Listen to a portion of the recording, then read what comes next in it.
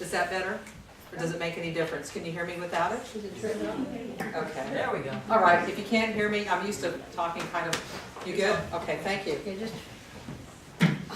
Thank you for inviting me, and especially thank you to Katie for connecting with me to have me come up here this morning and celebrate life.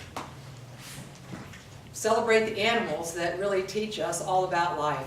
I was so touched, I got a little teary-eyed, misty-eyed. I thought, ooh, I need to clear my throat before I get up here and have an opportunity to share with you all today, and to bless the animals, and to know, I'm sure each and every one of us could raise our hands right now and know how our lives are so very blessed simply because they exist, simply because they bring to us that message of unconditional love. They know how to live in the now. They're not worried about what happened yesterday. They're not concerned about what's going to happen tomorrow. They're here right now. And no matter what belief system, no matter what ideology, no matter what it is you ascribe to in your life, animals simply are. Whether they're winged or finned or two-legged, four-legged, I've worked with quite a few actually tripod dogs, what we call three-legged dogs, who've had reasons for having an amputation or something along that line. But what we know to be true is their heart and soul is truly what touches us in every single way. When I started watching the dogs come in this morning, and then the young lady with the cat who just told me that she, right, what was your name again? Carmen. Carmen. When Carmen was sharing the story, when I saw her come into the carrier and told me, initially she said, well, this was a throwaway cat. And I looked at her in that moment and I said, what if we call it the just found cat? What if we call it the just found cat? Because sometimes that's what happens. We have a moment in life when it's a moment when maybe we're found too. When we look in the mirror one day and we go, oh my goodness, here I am and I've been here all along, and maybe I'm battered and bruised, or maybe I have felt like somebody has cast me aside, or life has been whatever it's been for me and it's been challenging and difficult. What a beautiful opportunity you have to make a difference in this animal's life, and you already are. And obviously he or she, I think you said you're not sure about the sex, has come into your life for a very important reason. What I'd like to read you actually to start off with is a little bit of a prayer that I wrote last night. Is he back? He's in a safe place. He's in a safe place. I so appreciated your comment about, okay, this is because I was drugged to church when I was a kid. He's still alive and well and much happier. Okay, very good. So if y'all would just like to get comfortable for a minute, or close your eyes, leave them open, whatever feels good for you, I just want to read this to you, and just let these words wrap around you. Let the energy of these words just come to you, and let them embrace you. Okay? However that feels good for you. This morning we gather together to celebrate and embrace life, love, and our amazing animals, as members of our family and as members of the family of Earth. We are reminded of the interdependent web of life which we are all a part, of our interconnectedness to one another, recognizing and honoring our similarities and our differences, with a deeper and richer awareness and respect for all our relations. Let each and every one of us consciously choose to live our life as a reflection of peace, compassion, and love, fostering a sacred reverence for all life, encouraging us to seek answers of substance and truth, with an open mind and an open heart, those answers that nourish and cultivate our personal faith and strengthen our commitment to co-creating a better world for all beings. On this special day, we are reminded of the inherent beauty, dignity, and worth in our animal friends and companions, knowing that we are abundantly blessed by these sentient beings with whom we share our lives, our world, our planet, and through the unique and special relationship that enrich our lives every day. Dostoevsky puts it like this: love the animals, love the plants, love everything. If you love everything, you will perceive the divine mystery in all things. Once you perceive it, you will begin to comprehend it better every day, and you will come at last to love the whole world with an all-embracing love. And to that I say, and so it is, and let it be. I will share a little bit about me with you, and then what I will do, since we have animals kind of scattered about, I may just come to you individually, or we might have you kind of line up and then proceed. That might be a little more time saving, and that probably feels would be the best thing to do, I'm thinking, okay?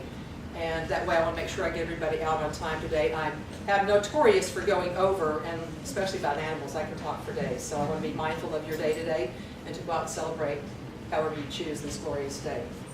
About me, I'll make it very brief. If you want to learn more, you can actually go to my website. But I have the moniker now of the dog Jeanie.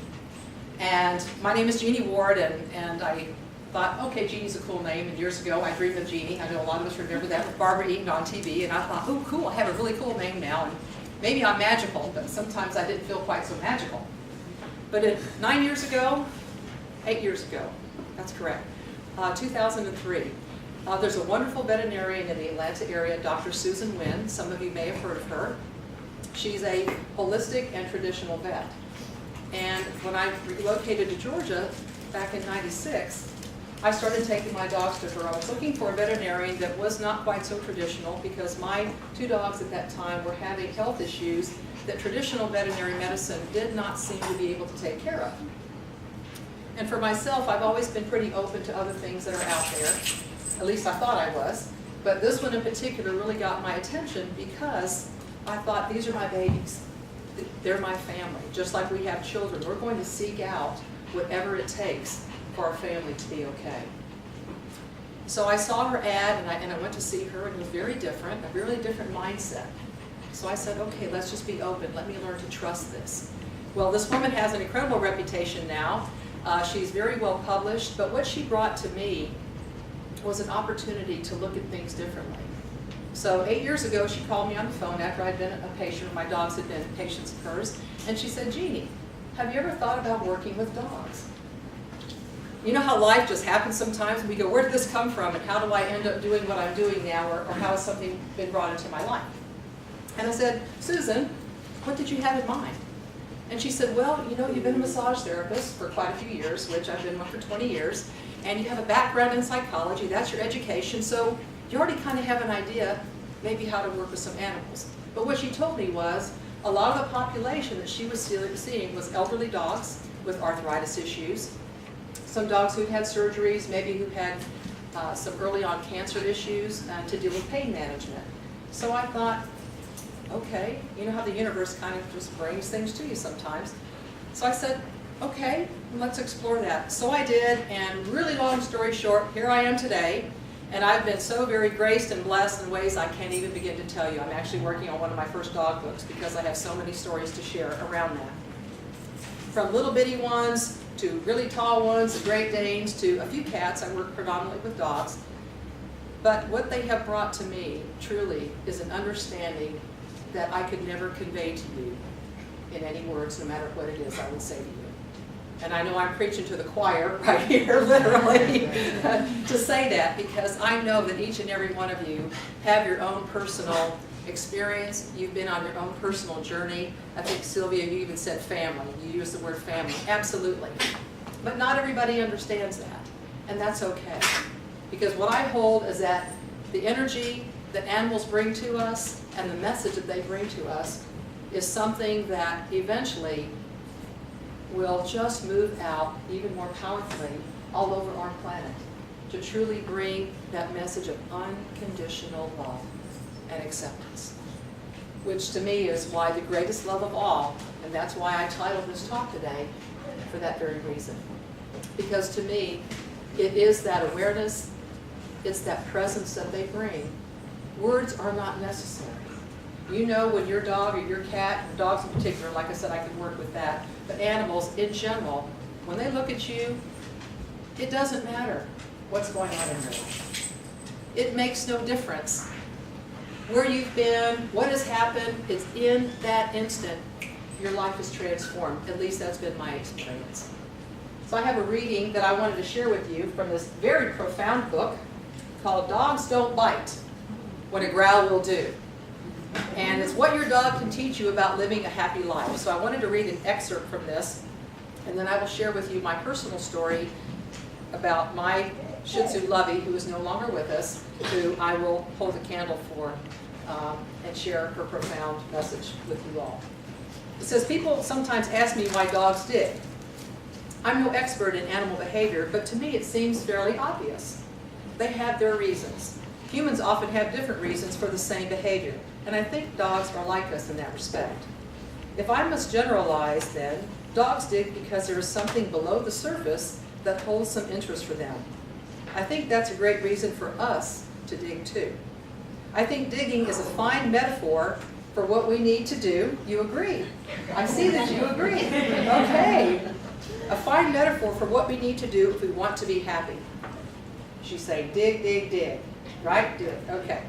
We speak of finding happiness, and I think that makes good sense if we know the right places to look. I think finding happiness requires a search. Yes, it does. See, this is really my partner. We already had a conversation this morning. We had a canine conversation.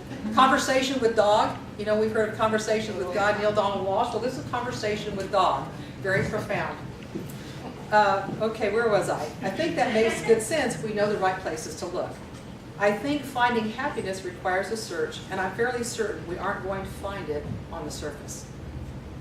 In our culture, so much of our life is spent focused on the surface, that we have little time for digging for the gold that is within each one of us. I think it's fitting that we're here in Dahlonega with the gold metaphor. Our culture places so much emphasis upon shallow exterior, where image is everything, that we get distracted from the important interior search. Yet a search for the right image will provide us with only fool's gold. If we want to find all the happiness that life can offer, then, in whatever way we can, each of us must dig for what lies buried within our souls. The great Greek philosopher Socrates warned us of caring too much for those things that glitter on the surface. Money, fame, prestige, and all those other things that keep us from the task of digging. His famous maxim, "The life unexamined is not worth living," challenges us to put nurturing our soul before those other things. This is not to suggest that we cannot enjoy the material world. I certainly do. Do I have any show of hands here for those of you who enjoy the world in which we live and you create that experience? Absolutely. Socrates had a great sense of humor. He loved a good party and lively dialogue. The point that Socrates made was, if we are to truly enjoy anything in life, then it will be as a result of coming to deep self-understanding. Our dogs have all sorts of reasons to dig for all sorts of things. So do we. So do we. We dig so that we can uncover the precious jewel that is our true self. So to me, this is definitely a lot of doggy wisdom, ancient truths, ancient wisdom that they bring to us. I know for me, years ago, I had a Shih Tzu puppy that came into my life. This was back in 2004, October of 2004. And I wear a bracelet today, actually, that has her name on it that one of my clients gave to me when I lost her tragically in a house fire. And she came into my life at such a perfect time because personally I had gone through many of life's challenges. I went through a very, very rough breakup of a very long-term relationship. I was going through breast cancer. Both of my parents had passed away, and everything was happening all at the same time. And so she was, for me, that bundle of love, you know, not to save me, but to remind me that I was not completely broken, that my life still had some kind of something to live for, if you will. So she came into my life, and we had a good old time, and I would take her on my appointments to see my clients. And I was also working for a cancer organization at the time because I'm a breast cancer thriver, is my word, of 9 years, and my background actually is in counseling psychology. So I was working part-time for a cancer organization, and Lovey was my little companion to go on my rounds to go see all of my dog clients with energy work, massage, pain management, all kinds of therapy. So she would travel with me, and I would go. I couldn't bring her in with me because, you know, some of the dogs might object. So she would stay with me, and I would take her when I could. So we proceeded on with our relationship, and I had her for approximately 6 months. And one day I came home from work, and I tried the garage door opener, and it did not work. And I thought, well, that's kind of strange. So I thought, okay, so I got out of my car, and the house that I was renting at the time, it had some blinds and shutters, but you couldn't really tell anything from the exterior. And as soon as I put the key in the door and opened the door, the smoke just knocked me down. I can't even begin to tell you, I know we've all had very tragic and traumatic experiences, but I can truthfully say that that was my moment. And I just ran into the house screaming. Didn't matter if the fire was still going on, I was trying to find her. So to bring you to the other piece of that that's so important for me, it was a very long journey for me to get back to a place of feeling like I had a reason to still be here on this planet. And what Lovey brought me was a message to allow other people to help me. For me to learn the one thing that I was struggling with so much in my life was to learn how to receive. Because people would say, Jeanie, you give all the time. No, none of you can identify with that, right? How many of you have ever been said that? Sometimes you need to learn to receive. You know, we're in this culture, women in particular, you know, guys do this too, but women in particular, we're taught you just keep giving. And I certainly learned through my cancer experience, and certainly with Lovey, you have to learn to receive. If you ain't got nothing in here, you ain't got nothing to give out here. So she brought that message to me very powerfully. And you know what's so interesting? It was on a Wednesday, May 9th, when she died in that fire. And I won't go into all the details of it because that will be in my book, because there were very interesting things that happened that day. But the next Sunday, I was to do a Happy Tales workshop. A lot of the work that I was doing, I was taking it out to the community to teach people how to help. I think if your companion dogs that you have back there, I think that's awesome. I work with a lot of those therapy dogs and service dogs because they take on a lot. They take on the stuff that sometimes we as human beings feel like, well, let me just be there with them. They're not going to let you know. I mean, I can stand here and tell you with the dogs that I work with, they're not going to let you know, like, you know what, it's a little too much for me today, but I'm going to do it anyway, because that's just what they're about. So it was very interesting. I went to this Happy Tales workshop because some of my friends says, Jeanie, how can you do this? Because I could barely put one step in front of the other. I was barely making it. I said, no, this is my commitment. My commitment to the animals, this is my commitment. No matter what, I'm showing up. I may not be able to speak a word, but I'm showing up. And you know, it was a very interesting thing. As I was speaking, one of the ladies in the group there said, I know who you are. And I looked at her and I said, I've never seen you in my life. I don't know you from Adam. She said, my husband works with the Marietta Fire Department. And she said, you know, Miss Ward, she said, he never talks about his work. But he said he came home that day and he said, she said, he told me about this woman who was in her yard, sitting there rocking her dog when the fire truck drove up. And she said, that's you. She said, what are you doing here today? I said, that's my commitment. She said, he's here today. And I said, you've got to be kidding me. And I said, I can't wait to meet him because I wanted to thank those guys that were there that day to do what they did to hold me together in the way that they did. So it's so amazing. I know all of us, we can have a round table here today and share incredible stories that inspire us, things that bring us to life. Things that bring life to us. I'm not real familiar with the Unitarian philosophy and belief, but I did a lot of research after Katie invited me to come up here. And I tell you what, when I saw your first principle, I was like, yes! The inherent dignity and worth in all beings and in all people. She said, can you speak to one of those, Jeanie? I said, that is what my work is all about. I have a beautiful blend of animals and people in the work that I do. And in that core, whether you're two-legged or four-legged or furry or whatever you may be, we are all these incredible, incredible beings that have been created and brought here for something so magnificent.